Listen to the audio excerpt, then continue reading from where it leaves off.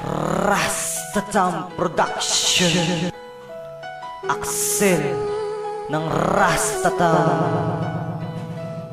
Sana itong katan na to, sana ay iyong mapansin, dahil lahat ng iyong utos ay aking nasundin. Kaya itong awitin na ito, sana ay sagutin, kasi kung babalik ka pa, wag mo na pang uulitin. Kasi ako ay nasaktan na at ako'y dalang-dala na, dahil sa mga pangyayari na di ko inaasahan na mauulit ang nangyari na sa akin nagdaan. Kaya ngayon libot ko na at ako'y masaya na, dahil wala na ang babae na sa akin nagpahirap. Kaya't simula noon natupad na ang pangarap na ang susi ng kandado ay muli na tumbuksan. Kaya ngayon ang aking puso ay muli nabiyayaan na sobrang kaligayahan, na parang ibong malayan na malayan lumipad sa landas na kaligayahan. Sana doon na mapadpad ang puso na nasaktan na, kasi nakakapagod na at nakakasawa na.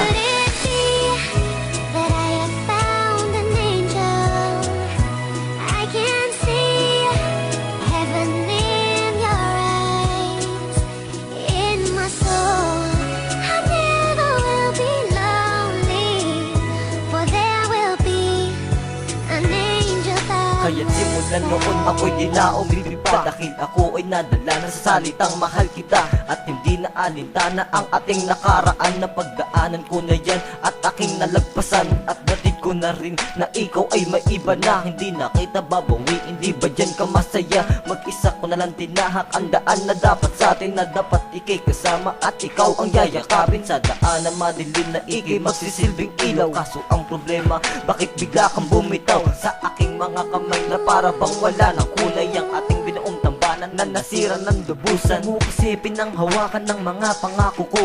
Salamat na lang sa iyong pagmamahal, dahil ako'y may natutunan sa iyong mga nagawa, na gamitin ng talino at hindi katangahan.